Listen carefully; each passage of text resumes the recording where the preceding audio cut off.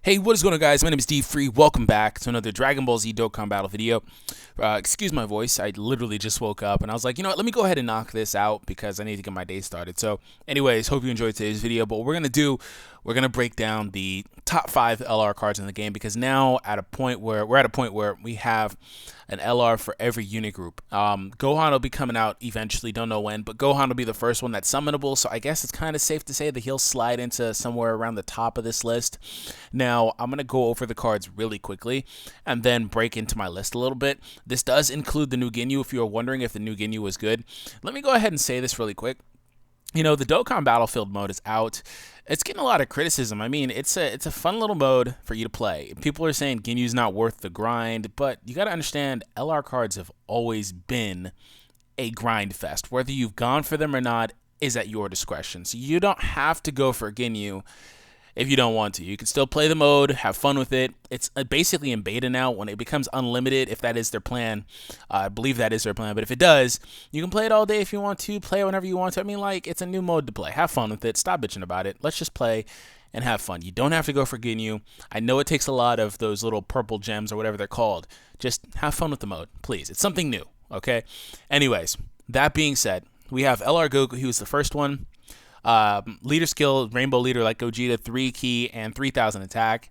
And his passive is 10,000 attack and 3,000 defense at the time of one body. So when he's fighting one enemy. So that's a kind of nasty stipulation on that. I'm doing a collaborative thing. I generally like to use the wiki for videos just because I like the layout a little bit better. But people keep asking me to use DBZ.space. It's not that I don't use it. It's just for videos, this looks a little bit more kind of professional, if you will. So there's that. And yeah, as it says, when facing only one enemy. So we do have the androids here. They give 4 key to all allies. And passive is attack 1,500 during a super attack. Or 15,000, excuse me, during a super attack. And I'm not going to go over the links yet. I'll go over the links whenever I start breaking down the cards. Piccolo, the World Tournament LR, you get him from the World Tournament. He has 150% HP leader and 5,000 defense of his own, 5,000 defense to allies and 10,000 to himself, right? Or is it the other way? 10,000 and allies defense 5,000. Yeah, see, this is why I use this. It's not that, it's not that DBZ.space isn't good. It's just sometimes it gets a little tricky with the Google Translate. So basically, Piccolo gives himself 15,000 because he gets this buff too, while all your allies get 5,000. So that's cool on a natural base stat of 13,000. So looking at the next LR to come out was Frieza. Now, Frieza was just like Goku in the grind. You had to get the 777 medals, which is ridiculous. Which is why I can understand people are tired of LR cards being grind fests, but hey, they're going to become summonable, so try your luck. Anyways, Frieza, all allies, or all characters, I guess, get 7,000 attack. At the start of the turn, attack plus 13,000 and defense plus 5,000. It's literally 9 a.m., so forgive me for making any just grammatical mistakes here. So yeah, there's that. Whoops. Let me come back down with this. And last one was the Ginyu. So the Ginyu's new. HP, attack, and defense up 77% for all allies, all characters. He's basically a rainbow leader that doesn't give ki as a leader skill. However, he gives ki as a passive. All allies plus 3 ki and 7,777 attack. Dokkan loves attack or sevens. So let's go ahead and break it down. So I'll start off my list with Piccolo being number 5. I'm going to work from 5 to 1, and I'm going to explain my reasoning. So Piccolo's number 5. Hear me out on this. I know a lot of people love the defensive stat. I did a video recently where Piccolo's kind of on the thumbnail. It's like called breaking down all types of defense, which I break down Piccolo's defensive increase, just flat defensive increases. I broke down damage reduction. I broke down lowering the enemy's attack stat with Omega Shenron. So I implore you to check that video out to understand a little bit more. I even broke down blocking and what makes Shinemba a better blocker than Piccolo generally. The thing is that with the defensive stat, your defense gets really high.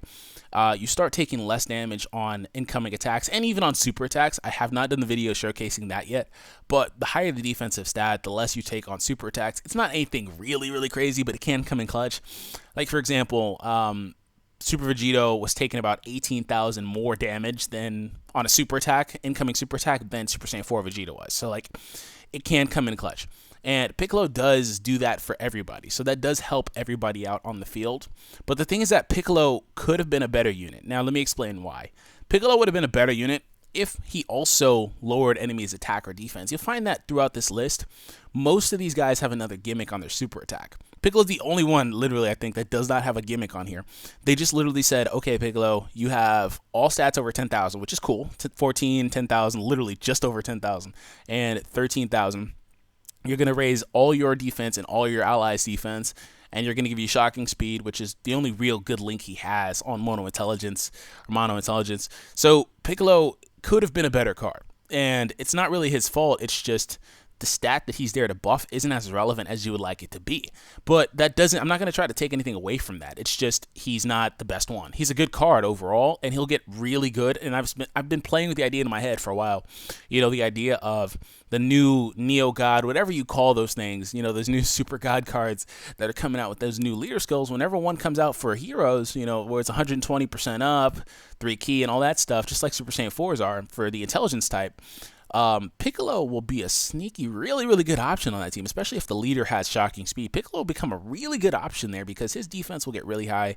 All his allies' defense will get really high. And then that rebirth Bardock comes in, and then you say, okay, well, I can now keep this guy sealed because we're running heroes. I'm going to keep this guy sealed, and I keep him sealed. Piccolo's raising everybody's defense. Everybody becomes permatanks, right? So it gets really crazy.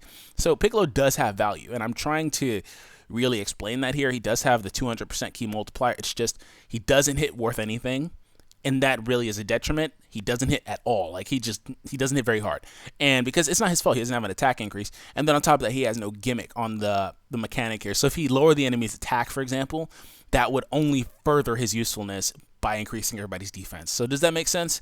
I hope that I explained that well enough. So Piccolo's number 5. Number 4 is actually the androids. My androids are here. They get 4 key, which is really cool. It would have been really useful. Or I guess it kind of still is useful in the World Tournament if you go with the lower difficulties. You know, when these guys came out, it was a time where, you know, you were thinking like, oh, well, I'm going to be able to use these guys and all my AoEs in the tournament. And then there was no tournament for a month on JP. And then they just came out with that 20 times difficulty, which totally just kind of nuked these guys. I have a sneaky suspicion, I have had this suspicion for a long time, that these LR cards are going to do something weird. There's going to be an event for them or something because they have all these weird leader skills like 4 key, and then Ginyu is like 77% up to all stats, and it's like, and Frieza's 7,000 attack, LR Goku has a 3,000 and 3 key. It's like weird leader skills. I don't understand what they're doing with that. But here we have cards that do lower attack and defense. That is valuable. Lowering attack and defense is pretty valuable in this game. It's not a greatly lower, but it's still valuable. And then on top of that, they don't get it whenever they at the start of a turn, but they do get a flat 15,000 on a super attack. Now, I will say that getting flat increases it completely pales in comparison to a percentage-based increase in the game. But that is still very valuable because they have a high attack stat. And then whenever the villain leader, like the Super Saiyan 4 Vegeta, like the villain variation of him comes out, you're going to say, well, these guys are getting 240% by having 2 of those leaders on top of a 13,000 attack stat, which is already really, really high. And then they're super attack and they're getting 15,000. And then if you have them max at super attack, their key multiplier is 200. So they're going to start hitting really hard, and they're going to add a lot of defensive value to the team because they're going to lower the enemy's attack. Now, like I said, it's not a great reduction. It's just a regular lowering of the attack, but it still has usefulness. And then the androids have really solid links. They have Fear and Faith and Shocking Speed, which are the main villain links. They don't have big bad bosses because I guess they weren't really prominent bosses particularly, but they do have really good links there. And that's all it really comes down to, is these 2 key links are all you really truly need. And then they have Nightmare, which basically floods across all the villains in the game too. So like these 3 are like the most prominent links aside from big bad bosses to have. And that was another knock on Piccolo, is that, you know, he doesn't have any other links that really link with heroes because heroes are mainly Saiyans, and Saiyans particularly or generally would have like Prepare for Battle and things like that. So it's not really his fault. It's just he doesn't have it. Shocking Speed isn't really enough across the board. I mean, it could have been whenever Shocking Speed was the primary link on intelligence, but when Vegeta and Trunks came out and they started changing things up, it became more of not as much Shocking Speed. But anyways, getting on from there, androids, they're really solid units. They're number 4 though. Number 3 was actually LR Goku, the original one. He's number 3 for me. Here's why. So he does basically what Super Vegeta does. Enemy, when he does a super attack, allies get 30% more attack for 1 turn.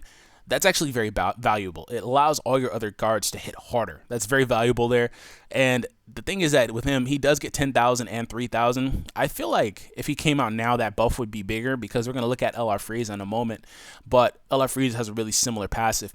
It's just also whenever he's only facing one enemy, which kind of really sucks. That's a nasty restriction on him, but it's better than facing 2 or more. Like the ones that say 2 or more, or 3 or more, whatever it is, that's really bad because in most cases you don't fight that because you really want to use these cards on like the boss stages, the Dokkan events, and you don't fight that there. So super attack, super spirit bomb, attack for all allies 30%, attack plus 10,000 and 3,000 defense up when facing only one enemy. Really solid link set as far as the Super Saiyan package goes. He has Golden Warrior, Super Saiyan, Kamehameha. Now, the thing is with him, and it's weird because he fits really solid on tech because he does have a buddy with him, the Bardock. The tech Bardock is like his best friend. They pop off a couple of his link sets. He sets up orbs for him, orb combinations. So he's really solid there. It's just he doesn't have like, this guy doesn't have like prepare for battle and things like that. But I feel like they didn't give him that because this guy would kind of pop off to be a little bit too good. So they didn't give him a lot of that. He does have Golden Warrior. It's just when you talk about key links, these guys needing 18 to 24 key to really show their potential because they get the 18 key, you know, super attack change, and then they want to get 24 key to hit a little bit harder. To really show their potential, they need all this key. They have a lot of key requirements. You have to run specific units on their teams to set this up for them. That's the thing. So to set this up for them, to show off how powerful they truly are, you know, this guy has a built-in buddy in Bardock that buffs him for the First Awaken or Family Ties, whatever it is, Family Ties, I think, and then the key via that tech Bardock changing orbs to tech orbs. So he fits really, really well. He does have the buff, and basically, you know, I feel like he fits flat in the middle because, and he probably would have came a little higher if he didn't have this restriction when facing one enemy. And this leader skill is kind of meh now. So leader skills are actually important in my discussion here, and I'm going to get to that in a moment. Number 4. Actually, number 2, you know, the 4th one we're discussing. But number 2, the second best LR in my opinion. This is all my opinion.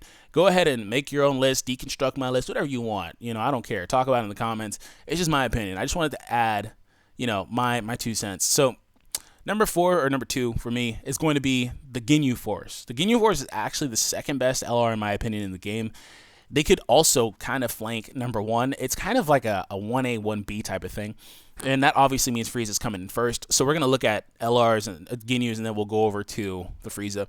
So it's kind of funny, like Frieza and his squadron and his goons, right, are the best ones. So honestly, a lot of this comes down to them being the newest ones, in which the game continually has power creeps, and they have to keep making these cards a little bit better. So off the bat, the other guys, especially like LR Goku, who's came at a completely different time. He's like off of the map here. He doesn't have a lot of a chance, but he still came in 3rd place.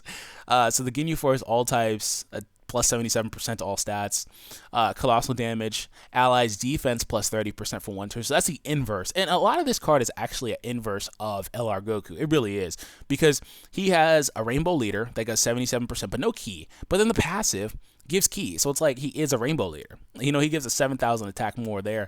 He gives himself that 7,000. So with LR Ginyu, you have a weird situation, because I can honestly say that this guy is one of the only LRs that can really fit into their mono team. Like, the thing is that Goku can fit into monotech, fine. That's perfectly fine. Androids, I feel like there are too many better AGL units to run them on an optimal AGL team. Piccolo, same situation. Frieza, sure. Frieza's obviously one of the hardest hitters in the game. He was the hardest hitter in the game until he got dethroned by Super Saiyan 4, I believe.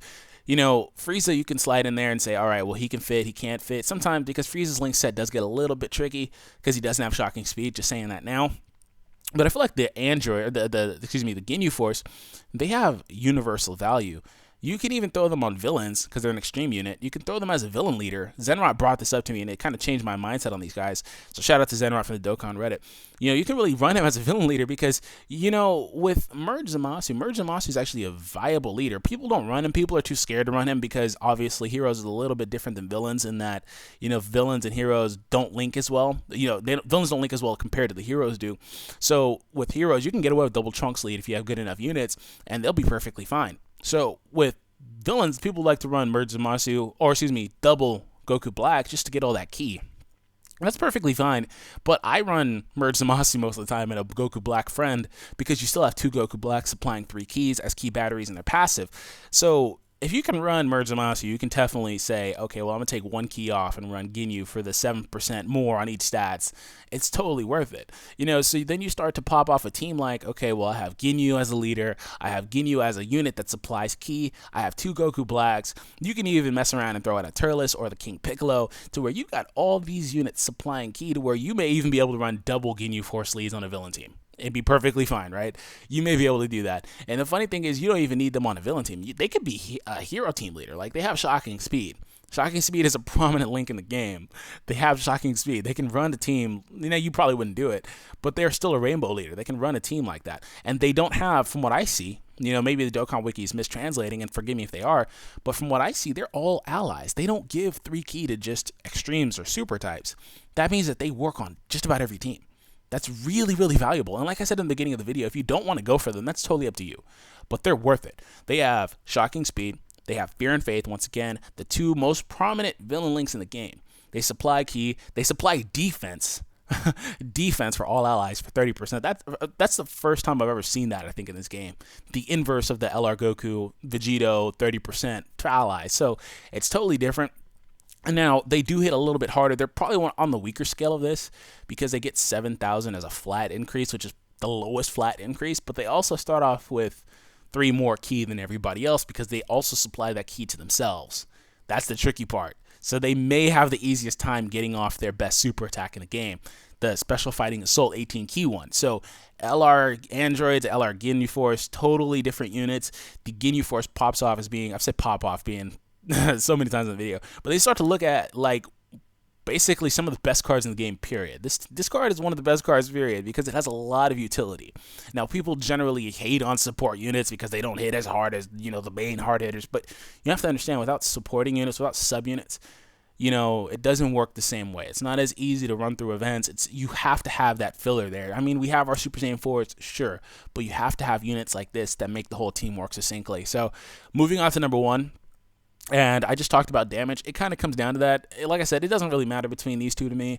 It is what it is. Frieza pops off as being, there it goes again, pops off in the comments, please. So Frieza basically winds up being the hardest hitting LR card. I'll just say that because he was the hardest hitter in the game. He does have a buddy in Fura, the cooler Frieza fusion. You can run them. He's basically this guy's Bardock. He gives him a lot of ki. Activates just about all of his links except for legendary power, I believe. So, he does have that. So Frieza is an extreme STR unit. He's not really good right now with the SS4 leads, but whenever a villain variation of STR comes out, Frieza will be on that team. He lowers the enemy's attack and defense, which we talked about having value, which most of these guys don't do that. I think only the androids do that, so that's cool. Lowers attack and defense. Does get 13,000 and 5,000, so that's a bigger buff. That's the biggest buff here, period.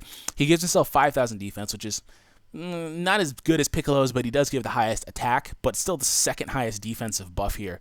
I guess kind of, well, actually, no, never mind. I was going to say aside from Ginyu's, because Ginyu gets 7,000, but he doesn't give himself defense.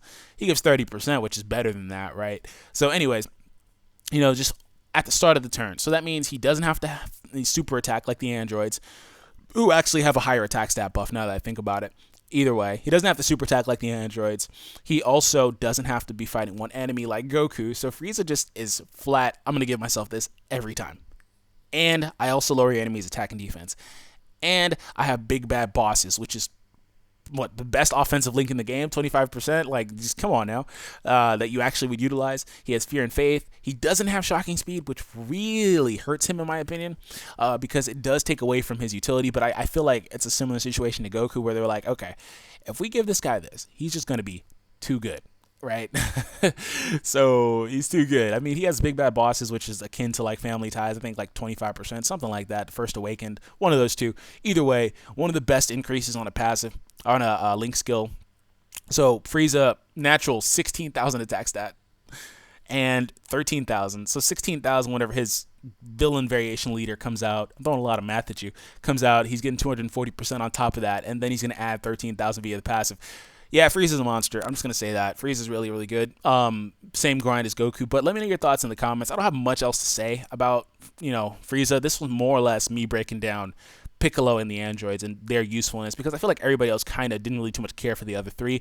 Piccolo is a guy that if you criticize him, people come for you because they love the defensive stat but don't fully understand it. And And the Ginyu Force is really new, so they're kind of polarizing. So I wanted to talk about them. So, anyways, let me know your list in the comments. I'm totally open to you guys breaking down my list. This isn't a be all, say all, end all because I said it. Let me know your thoughts. Anyways, hope you guys had an awesome day and enjoyed the video. Subscribe if you're new, and I'm gonna get something to eat, man. I'm hungry. Anyways, catch you later. Peace.